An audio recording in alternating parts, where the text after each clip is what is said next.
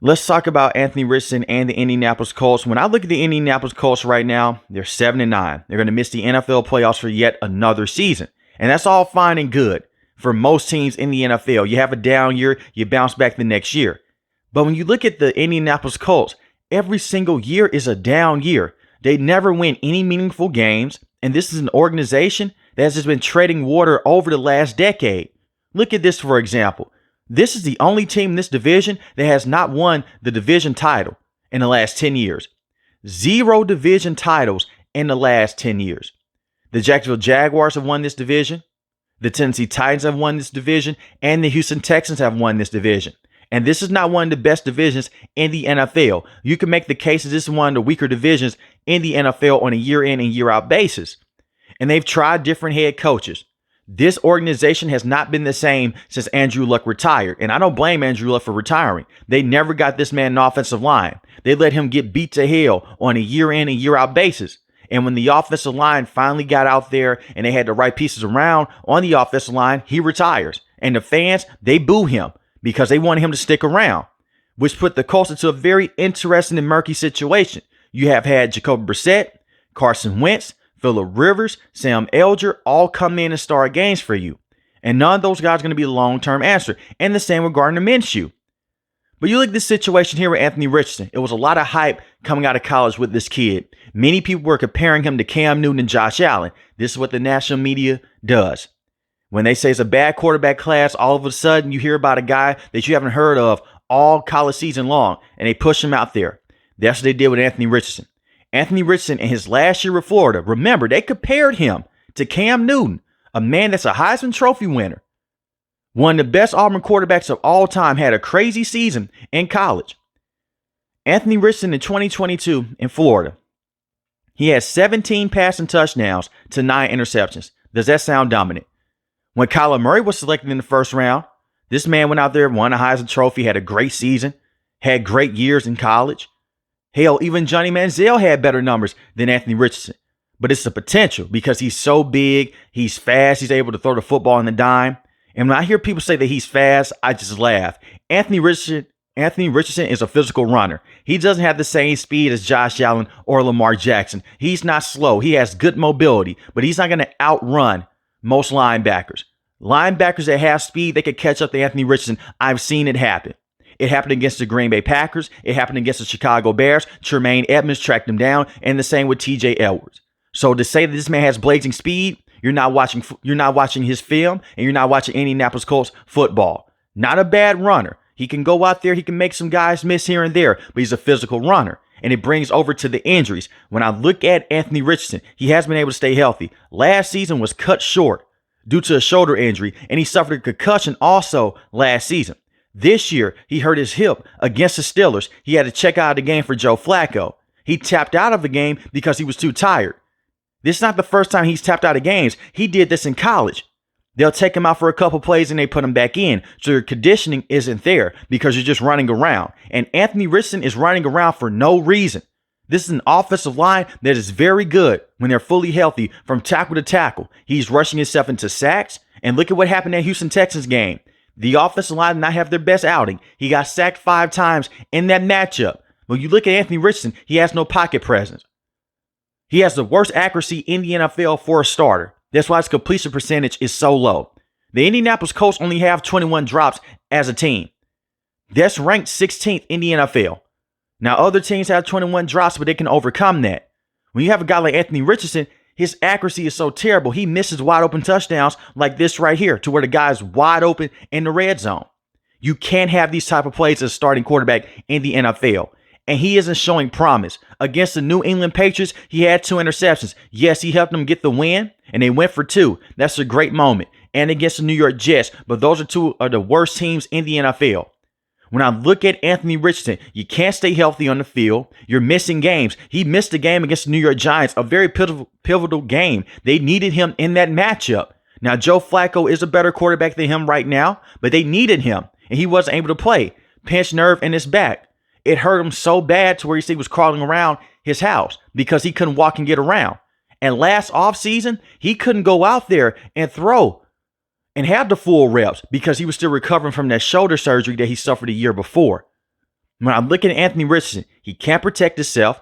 He can't stay healthy. He doesn't have the accuracy to work in this league. He'll have some splash plays here and there, but most backup quarterbacks, they have splash plays. Look at Jameis Winston. For a game or two, you'll be amazed by Jameis Winston. The same with Mitch Trubisky. For a game or two, you'll scratch your head and say, maybe there's something there. But you know those guys are not quality starting quarterbacks in the NFL. They took the wrong guy in the first round. Many people thought that he was going to come in and possibly be the franchise savior with the Indianapolis Colts. That's not going to be the case.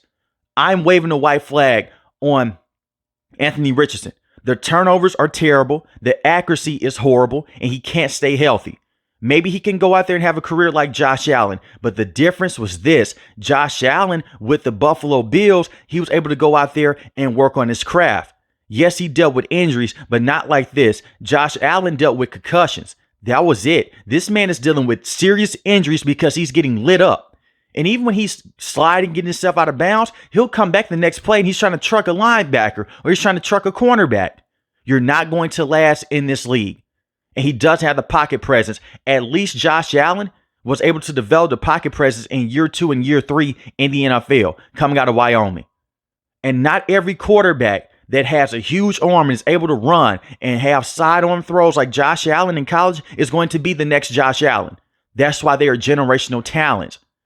I believe the Indianapolis Colts, they have missed on Anthony Richardson. They're going to give him more time for sure.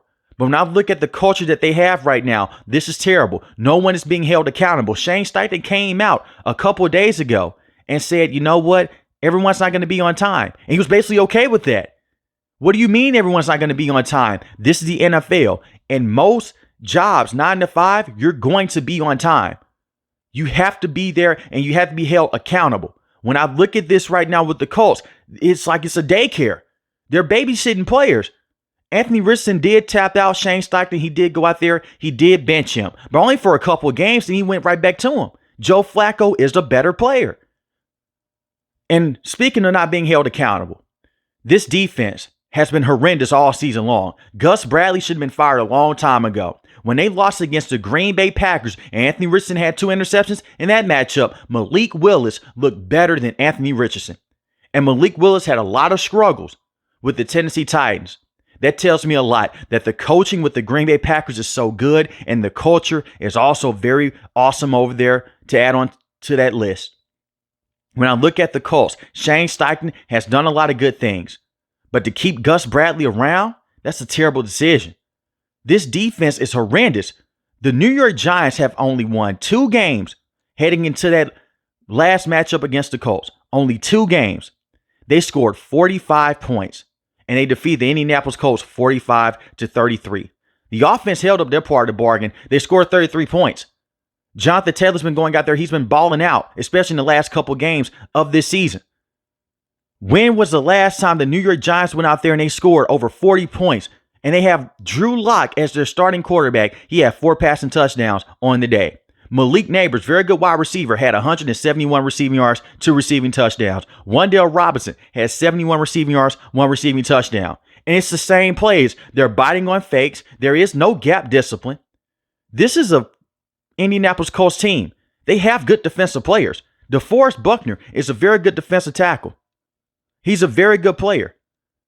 I look at Kwity Paye. He can go out there. He can do a lot of good things for you. He has 7 sacks on the season, 1 forced fumble. Samson Ebukam has missed his entire season. He's dealing with an injury. But you have DeForest Buckner. You have Grover Stewart. You have E.J. Speed. You have Zaire Franklin. Zaire Franklin is a tackle machine. This is back-to-back years to where he's been their top linebacker in the interior. So it's not a personnel problem. It's a coaching problem. And Gus Bradley has had situations in the past to where the defense underachieved because of his terrible coaching. That's all on him. Players do have to go out there. They do have to step up. Yes, but when you're calling dumb defensive play calls, it's only so much the players can do. At the end of the day, coaching is the most important aspect of football. It's the most important aspect of sports in general. And right now, the Indianapolis Colts, they don't have good defensive coaching. And I want to go back to the offense here. Shane Steichen has done great work in the past with Jalen Hurts, with Justin Herbert. He helped develop both of those quarterbacks. He can't develop this kid. Justin Herbert, insane quarterback talent. Jalen Hurts was developed in his last year at college. This is a man that transferred from Alabama, went to OU to be coached up by Lincoln Riley, a very good college coach, especially with working with quarterbacks. He coached up Baker Mayfield, coached up Kyler Murray. He has a good track record. Bring over Jalen Hurts. Now, Jalen Hurts is not the most polished passer in the NFL, but he has instincts and he has poise inside the pocket. Anthony Richardson does not have that. And Jalen Hurts has more maturity than Anthony Richardson. I don't think that Shane Steichen is a terrible coach. As a head coach, he is still unproven. Being a good coordinator and being a good quarterback coach is way different from being an offensive coordinator, is way different from being a head coach in the NFL. That is completely different. When you're a position coach, you only worry about quarterbacks. When you're an offensive coordinator, you only worry about offense. When you're a head coach, you worry about special teams, defense, offense. You worry about the entire team. And this defense being terrible, he does deserve some blame because Gus Bradley is still in this roster and he decided to bring him back. And he should have fired him a long time ago. Maybe they go out there, maybe they bring in Matt Eberflus to be their defensive coordinator. They bring in someone like Robert Saleh that would help out this defense because I don't believe that Shane Steichen should be fired. At the end of the day, Chris Ballard went out there and he was sold on Anthony Richardson more than Shane Steichen was. And Shane Steichen did sign off on the deal that came down to a mutual agreement, but Chris Ballard was the one that was enamored by him. Chris Ballard, his record with the Indianapolis Colts is 61, 69, and 1. And he's been the general manager since 2017. He's drafted some very good players. But listen to that record. You have to go out there and at least win a division title in the last 10 years. The culture is terrible with this organization. No one is being held accountable, and you have a quarterback that doesn't know what the hell he is doing on the field, and he can't protect himself. They need to sit him down and let him develop over the next few years, but that's not possible because you don't have anyone on this team right now that can go out there and just grab everyone and say, you know what, I'm the starting quarterback. We'll give Anthony Richardson time to sit and develop. Joe Flacco is a better quarterback. He did make the NFL playoffs last season with the Cleveland Browns, but he's a turnover machine. You draft quarterbacks like this in the first or second round when you have a guy like Aaron Rodgers that's on the last year of his deal, when he's on the back end of his career. Look at what the Packers have done. They had Brett Favre. They brought in Aaron Rodgers. They let Brett Favre play for a couple of seasons. Then they slid in Aaron Rodgers. Aaron Rodgers, he only had a couple more years left on his deal with the Green Bay Packers. They were done with it. They brought in Jordan Love. Let Aaron Rodgers go out there, let him play last couple of years of his career. Slide in Jordan Love because he's ready to play and he developed on the sideline. Anthony Richardson should have never been selected in the first round to begin with. There is talent there, yes. But just because there's talent there and you have a hit on your talent doesn't mean that you're going to be a star in this league. We've seen this in the past with Tim Tebow. Very nice guy. Had all the athleticism, had a huge arm. Just couldn't work out in the NFL. The same with Zach Wilson. He has all the intangibles, all the talent. Just couldn't work out. Paxton Lynch has a huge arm, the size, the speed to get outside the pocket. Just couldn't work out. Hell, the Indianapolis Colts know this from first experience. Look at Will Levis. Will Levis has the ideal size, strength, and mobility. And this man can't even stay on the field. He's getting benched on a week in and week out basis in favor of Mason Rudolph. He's going to be splitting reps with Mason Rudolph in the season finale. I don't believe that Anthony Richardson is a good quarterback, and I don't believe that Anthony Richardson will be the franchise guy that they're looking for. This is an organization that has been placed into a terrible situation. And at the end of the day, I blame Jim Irsay and I blame Chris Ballard. But Jim Irsay has been a terrible owner with this team for many years now and is starting to show.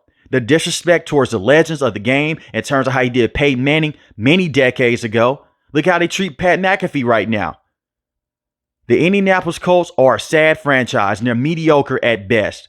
And I like Shane Steichen, but I don't believe this is the right quarterback for him to go out there and truly develop. I know you look at Anthony Richardson, you look at the size and the speed, and you say, hey, this kid could be the next guy. And sometimes you go out there, you draft a quarterback in the first round, and it doesn't work out. Look at the New York Giants, and they doubled down on it. The team that just went out there and defeated you with a backup quarterback and Drew Lock, essentially their third string quarterback, because Tommy DeVito was starting games just a couple weeks ago. And he had 4 passing touchdowns against this defense. That is sad and pathetic. But let me know in the comment section below, how do you guys feel about the Indianapolis Colts? And do you believe that Anthony Richardson can turn things around? And I will say this. I've seen this happen in the past. I'm not going to run from it. When Bryce Young looked terrible at the beginning portion of this season, I was saying sit him down, let him go out there, let him truly develop. He came back in over the last few games. He has looked better. That could be the case with Anthony Richardson. But Bryce Young is a better thrower of the football, and he has way more accuracy than Anthony Richardson. Quarterbacks like this, it takes longer to develop, or they don't develop at all. If you're new to the channel, hit the subscribe button. If you like the video, hit the like button. Most importantly, we want each and every last one of you guys stay safe, stay positive. Thanks for the video, guys. God bless. Peace.